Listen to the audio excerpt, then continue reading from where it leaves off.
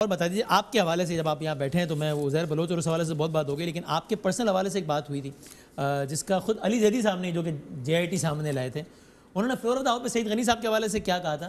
JIT के जिक्र खैर रिपोर्ट है। जी हाँ, मैं JIT के जिक्र खैर से पहले आपके हवाले से क्या कहा था? एक रिपोर्ट का हवाला देकर, जो कि यह रिपोर्ट यहाँ पड़ी हुई है मेरे सामने, जो कि सईद गनी साहब के इलाके के SP की है और अली जैदी साहब सईद गनी साहब के इलाके के MNA हैं।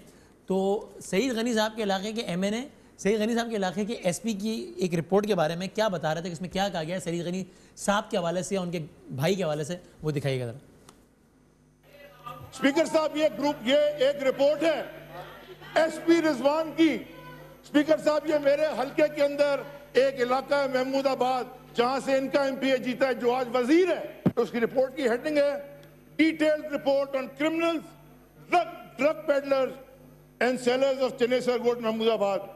उसकी लिस्ट में जो नाम है वो लिखा है Farhan Ghani, he is facilitator of drug peddlers, और सईद गनी का भाई है। इसके बारे में आप ये नहीं कह सकते सईद गनी साहब कि ये जो अली जैदी कह रहे हैं JIT में है ही नहीं, क्योंकि वो रिपोर्ट का हवाला दे रहे हैं, वो रिपोर्ट मेरे हाथ में, और एग्जैक्टली ये लिखा हुआ है। आपके इलाके के SP एक रिपोर्ट बनाते हैं कि आपके इलाके में क्रिमिनल्स और ड्रग पेडलर्स और इसकी बहुत कुछ हो रही है चीज़ें, और इसमें 2 लोग पकड़े जाते हैं, और दोनों के उसमें एक में आपके भाई साहब का नंबर निकलता है और आपके भाई के बारे में लिखा हुआ है he is facilitator of drug peddlers and he is brother of Saeed Ghani. पहले इस बारे में बता दें। अच्छा, आपने पूछ लिया। देखिए, ये जो लिखा है उन्होंने SP साहब ने, ये उसका अपना एक ओपिनियन है, रिपोर्ट है। मैं इसका तो SP तज्जियाकार थोड़ी सियासी नहीं, तज्जिया है ना। मुझे देखें, मैं तज्जिया नहीं आता है। मैं अच्छा, देखिए, पहली बात तो ये है कि SP साहब की जो ड्यूटी है वो रिपोर्ट बनाना नहीं है। वो स्पेशल ब्रांच के SP नहीं थे, वो IB के कोई अफसर नहीं थे, वो ISI के कोई अफसर नहीं थे, कोई MI के अफसर नहीं थे। वो एक ऑपरेशनल पोस्ट पे बैठे हुए SP थे। अगर उन्हें ये पता चले कि कोई भी शख्स XYZ अगर किसी किस्म के क्राइम में मुलविस है, तो उनको रिपोर्ट बनाने के बजाय उसके खिलाफ कार्रवाई करनी चाहिए। आप कह रहे हैं कि भाई को गिरफ्तार कर लेना? नहीं, बिल्कुल, अगर है तो करना चाहिए ना उसको। अच्छा, दूसरी बात ये है कि मेरा हवाला दिया गया उसमें नीचे, उसमें एक लड़के का नाम उसमें है, एक और बताया तो मैं, एक साहब पकड़े गए, उनका नाम था जो भी फिदा जो भी लिहारी गैंग वर्क था, उसका नाम है ज़हीर अहमद, और उसके बारे में लिखा है drug peddler and from Wasim Changa group, he is working in the office of Saeed Gani absconder. एक आपके ऑफिस में काम कर रहे हैं, एक आपके भाई साहब। अब मज़े की बात ये है, इस रिपोर्ट की हकीकत और हैसियत का अंदाज़ा इस बात से हो जाएगा कि ये लड़का मेरे किसी दफ्तर में काम नहीं करता। ये गलत लिखा हुआ है। बिल्कुल, आपके ऑफिस में काम नहीं करता? Not at all. इस आदमी को जानते हैं आप? हाँ, मैंने बाद में पता किया ना। तो जब ये नाम आया, जब ये रिपोर्ट मैंने देखी, तो मैंने पता किया कि भाई है कौन। तो कहाँ काम करते हैं? ये हमारे इलाके की जो यूनियन काउंसिल का दफ्तर है, सरकारी दफ्तर है यूनियन काउंसिल का, वहाँ पर नायब कासिद है, ये माजूर है। अच्छा, मैं आपको बता दूं, मैं यूनियन काउंसिल का नाज़िम, चेयरमैन जी, मैं रहा 2001 से लेकर 2010 तक। उस वक्त तक ये नहीं था वहाँ, उस वक्त तक ये नहीं था, ये उसके बाद में आया है। तो मैं तो 2010 के बाद उस ऑफिस में गया नहीं कभी। मेरे भाई जो हैं वो यूनियन कमेटी के चेयरमैन मुंतखब हुए 2015 में, और वो वहाँ के चेयरमैन हैं और वहाँ काम करते हैं। ये उसी का नायब कासिद है, मेरा जाती मुलाजिम नहीं है कोई। ऊपर आपके भाई का नाम आ रहा है और नीचे आपके भाई के दफ्तर में काम। चलो ठीक है, दफ्तर में टेक्निकली गलत लिख दिया, आपके ऑफिस में काम नहीं करता, आपके भाई तो है ना वहाँ। मेरा चेयरमैन है भाई उसी का, वो सरकारी मुलाजिम है। मेरे भाई का मुलाजिम तो नहीं है ना।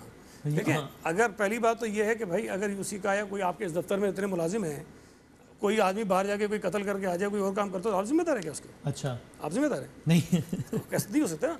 दूसरी बात ये है, इसमें लिखा भी नहीं कि आप जिम्मेदार हैं, लेकिन ये लिखा है कि आप ऑफिस में काम करते हैं। लिखा है मेरे दफ्तर में, लिखा है भाई, मेरा दफ्तर है ही नहीं। पूरी दूसरी बात जो है, आपके भाई, मेरे भाई की जो बात की, देखिए मैं आज आपको बता रहा हूँ कि मेरे मुझसे ज़्यादा खिलाफ ये है इन तमाम चीज़ों के, जो भाई है मेरा छोटा, मंशियात के और सारे ड्रग्स के। फिर मंशियात फरोश। और मैं आपको 2 चीज़ें बताता हूँ, फिर आपको इस रिपोर्ट की अंदाज़ा हो जाएगा इसकी वजह क्या है। वो क्या? इसकी वजह क्या है?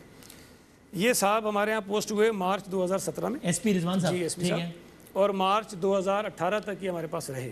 ठीक है। इन्होंने जो ऑपरेशन शुरू किया, इस रिपोर्ट में लिखा हुआ है, इन्होंने ऑपरेशन शुरू किया है अक्टूबर 2017 में। ठीक है। मार्च से ये तैनात थे, इसने अक्टूबर में आके ये ऑपरेशन शुरू किया उनके खिलाफ। ठीक है। उससे पहले, इस ऑपरेशन के शुरू होने से पहले, उस इलाके के जो DIG थे, मैं नाम ले लेता हूँ, सुल्तान ख्वाजा साहब, वेरी ज़बरदस्त ऑफिसर है, आजकल FIA में लगे हुए हैं। मैं उनके पास खुद गया हूँ, क्या कहना है, और जाकर ये कहा कि मेरे इलाके में मंशियात का काम बढ़ रहा है, आपकी पुलिस कार्रवाई नहीं कर रही है। तो फिर कार्रवाई? अच्छा, सुन लें, एडिशनल IG कराची मुश्ताक मेहर साहब थे जो आज आईजी लगे हुए हैं, नाम बता रहा हूँ। जी जी। मैं इनके पास गया, मैंने इनको बताया कि मेरे इलाके में मंशियात का काम बढ़ गया है, कार्रवाई करो। पुलिस कार्रवाई नहीं कर रही जी। फिर उसके बाद सोहेल अनवर सियाल साहब वजीर दाखिला थे, मैं उस मिनिस्टर नहीं था, मैं MP था, वजीर दाखिला थे। मैंने असेंबली में जाके उनको बताया कि आपकी पुलिस जो है वो मेरे इलाके में कार्रवाई नहीं कर रही, वहाँ पर मंशियात का काम बढ़ गया है। आपके कहने पर भी अच्छा, आपके इलाके के एसपी को कार्रवाई करो, उसने रिपोर्ट बना दी, रिपोर्ट में आपके भाई का नाम आ अच्छा, मैं यही तो कह रहा हूँ कि भाई एक तरफ मैं जाके शिकायत कर रहा हूँ कि ये काम हो रहा है, इसको बंद कराओ, और दूसरी तरफ ये साफ फरमा रहे हैं कि हम उनकी हिमायत कर रहे हैं। एक और वजह बताऊं जिसकी वजह से ये रिपोर्ट उन्होंने बनाई है। ये रिपोर्ट जो जारी हुई है, ये बाद में 2 साल बाद लीक की, लेकिन डेट इसके ऊपर जनवरी 2018 की है। जी जी। दिसंबर 2017 में इसने एक लड़का जो MQM से पीपल्स पार्टी में आया था, उसको 1 दिसंबर 2017 को इन्होंने उठाया PIB कॉलोनी से और 3-4 घंटे बाद उसको मार दिया। मैंने जाके एसपी साहब पे इल्जाम लगा। मैं और आगे बता रहा हूँ, मैं तो गवाह दूंगा ना आपको। अच्छा। AD ख्वाजा साहब जो हैं वो IG थे उस वक्त, पूछ लीजिएगा, नाम ले रहा हूँ। मैं AD ख्वाजा के घर गया और मैंने जाकर उनको बताया कि इस रिजवान ने इस तरह ये फैसल लोधी लड़के को उठाया और उठा के मार दिया है, उसकी तहकीकात कराइए। मेरे सामने AD ख्वाजा ने रिजवान को फ़ोन किया और उसको कहा कि तुम ये क्या हरकतें करते फिर रहे हो, क्या पता नहीं, मुझे पता सामने से क्या कह रहा था। तो उन्होंने कहा कि तुम अभी नए नए ऑफिसर हो, तुम्हारा कैरियर है, तुम क्या करते फिर रहे हो। फिर उसके बाद वो गुस्सा तो इन्होंने सुन लें, फिर और बताता हूँ ना, बताता हूँ ना, मैं तो जो बातें कर रहा हूँ चेक करें। उसके बाद AD ख्वाजा ने फ़ोन किया, हमारे यहाँ अभी SSP ईस्ट थे, अभी रिसेंटली उनका ट्रांसफ़र हो गया, तनवीर आलम ओडो साहब, ठीक है, उनको फ़ोन किया। वो उन दिनों में CCB में पोस्टेड थे, AD ख्वाजा साहब के किसी डिपार्टमेंट में थे। उनको फ़ोन किया कि ये वाक़या हुआ है और इसकी इंक्वायरी आपने करनी है। अब मुझे बताइए कि अगर एक SP साहब के खिलाफ मैंने कोई एक्स्ट्रा जुडिशियल किलिंग की, IG को कंप्लेंट की, तो मैंने जुर्म तो नहीं किया भाई, मेरा काम था, मेरा फर्ज था। अगर मुझे पता चलेगा तो मुझे करना चाहिए। तो उसके बाद SP को भी यही करना चाहिए ना कि उसको आला पुलिस अफसरान जो कह रहे हैं उसके बाद वो हकाइक पर मबनी एक रिपोर्ट जारी करके उसमें नाम, बल्कि एक और नाम दिया है। अभी अंदाजा बयां को छोड़ दीजिए, इससे बेहतर होना चाहिए था। लेकिन अब ये कौन है, हसन ना था, वो आपकी बहनोई है, वो भी ड्रग नहीं, मेरा कोई बहनोई नहीं है, मेरे बहनोई कोई हसन नाम का नहीं। हसन से रिश्तेदारी मेरी है। कौन है हसन साहब? मैं बता रहा हूँ आपको, मेरे वालिद साहब के जो मेरी दादी के कज़न का बेटा ही है, मतलब वालिद साहब का एक रिश्ते। हाँ, मैं बताता हूँ, मेरे जो मुझसे जो छोटा भाई है जी, उसकी जो वाइफ है वो इनकी सिस्टर है। अच्छा, आपके भाई के बहनोई हैं? नहीं, साला है उनका। अच्छा, अच्छा, वो भी मैं बता दूं ताकि ये भी पता चल जाए। ये घर की बात है, पहली दफ़ा मुझे इंकशाफ करना पड़ रहा है कि क्या है। उसकी जो शादी हुई है बच्ची की, वो कोई 10-11 साल की थी या 12 साल की होगी, वो हमारे घर में ही रह गई है।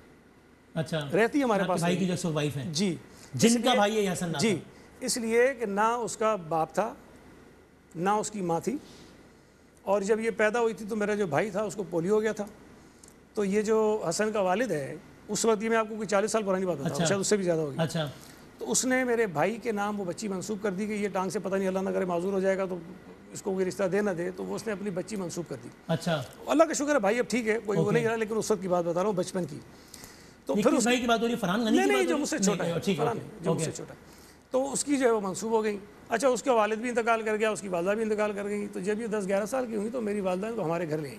अच्छा, तो वो उस वक्त से लेके हमारे साथ रहती रही। इवन जब शादी भी हुई उसकी, जी, उसकी रुखसती भी उसके अपने घर से नहीं हुई है, उसकी रुखसती भी हमारे अपने घर से हुई है। अच्छा, हमारे ही घर से। तो इससे क्या साबित करना चाह रहे हैं आप? मैं ये बताना चाह रहा हूँ कि अगर हसन किसी जुर्म में है, और ये भी बता दूँ कि हसन के खिलाफ बेशुमार FIRs हैं, कई दफ़ा वो पकड़ा गया है, और हमारे दौर में हुकूमत में आने के बाद 2008 से लेकर अब तक तब भी कोई 8-10 FIR हैं और कई दफ़ा पकड़ा गया है। इसका मतलब हसन ड्यूबियस आदमी है, क्रिमिनल रिकॉर्ड का है भाई, है, लेकिन ये बात आप खुद मान रहे हैं कि मेरे भाइयों को इंकशाफ इसलिए नहीं है। देखिए, मैं कोई लंदन से आके अली की तरह इलेक्शन तो नहीं लड़ा हूँ ना, या दुबई से आके, अमेरिका से आके। मैं जिस इलाके में रहता हूँ वहाँ हम सदियों से रहते हैं। मेरे वालिद साहब ने 2 मरतबा सूबाई असम्बली का इलेक्शन लड़ा है, 2 मरतबा मैंने UC का लड़ा है, 1 मरतबा मेरे भाई ने UC का लड़ा है, 2 मरतबा मैंने MPA का लड़ा है, और अल्लाह का शुक्र है हम भाइयों ने 5 इलेक्शन लड़े, 4 मेरे एक भाई ने, हम सब जीते हैं। तो जो लोग मुझे वहाँ वोट देते हैं उनको ये सारी चीज़ें पता हैं। अगर उनको ये पता हो ना कि मैं कोई क्रिमिनल लोगों का सपोर्ट करता हूँ या करता हूँ, तो शायद मुझे इतने वोट ना मिलते। दूसरी, पाकिस्तान में सियासी जमातें ना, एक लोगों का ईमान और अकीदे की हद तक मोहब्बत है, तो लोगों को पता होता है। एक और कर दूं, MQM का सब लोगों को पता होता है, लेकिन लोग वोट देते हैं, देंगे। एक और कर दूं, तो वो है पाकिस्तान में। एक और कर दूं।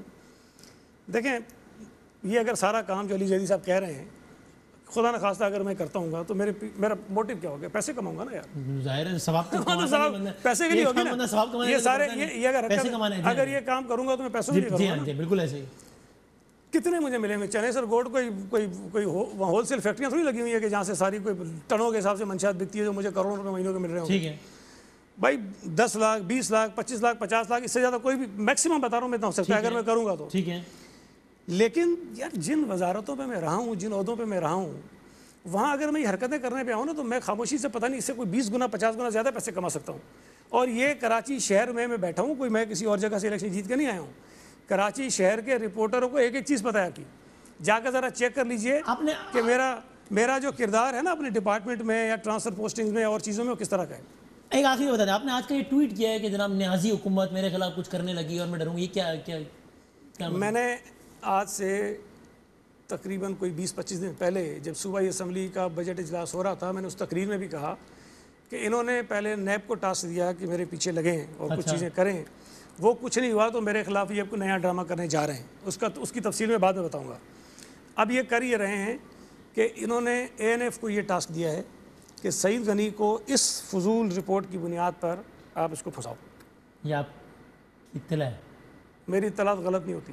जिस तरह मैंने कहा था ना कि मुझे राणा सनाउल्लाह का एक्शन पे लग रहा है, वो ऐसे ही इकराम में बैठ के कह रहे थे जिस तरह मैंने ये कहा कि गवर्नर इमरान इस्माइल, आरिफ अलवी, अली जैदी अमन कमेटी के साथ राब्ते में थे, उसको पार्टी में शामिल कराना चाहते थे। गवर्नर साहब की हिम्मत है, वो कलमा पढ़ के मुकर गए कि मैं नहीं मिलाऊं। उन्होंने खाली कहा कि मैं हबीब जान और उज़ैर बलोच से बात नहीं की। मैं आज भी अभी भी इस बात पे कायम हूँ जो मैंने कहा। मैं उससे ज़्यादा बता सकता हूँ। देखें झूठे होने का एक सबूत क्या होता है। मैं इनको चैलेंज करता हूँ, मैं अली जैदी को भी कहता रहा मैं टीवी पे बैठो ना भाई, तुम सच्चे मैं झूठा, तुम पारसा मैं ड्रग पेडलर, पता नहीं क्या क्या, तो बैठो मुझे ख़राब करो टीवी पे बैठ के यार। चलो अली साहब आप सुन रहे हैं, अगर आप कहा ना जाए ठीक है, मैं एक ब्रेक लेता हूँ। हमारे बाकी मेहमानों ने ज्वाइन कर लिया। कहते हैं सियासी मंजरनामे में भी बहुत कुछ हो रहा है। आज फिर मौलाना साहब की और बिलावल साहब की बात हुई है। ये कौन से अपनी ख्वाहिशें, हज़ारों ख्वाहिशें ऐसी कि हर ख्वाहिश में दम निकले, ये क्यों मौलाना साहब मुतारिक हो जाते हैं हर कुछ अरसे बाद। और पहले ही बहुत बड़ी बड़ी बातें कर रहे थे, हुकूमत अभी गई, लग नहीं रहा ऐसा कुछ होने जा रहा है। लेकिन इरादे क्या हैं इनके? ब्रेक के बाद पाकिस्तान तहरीक इंसाफ मौलाना फजलुर रहमान साहब के नुमाइंदे भी हमारे साथ होंगे।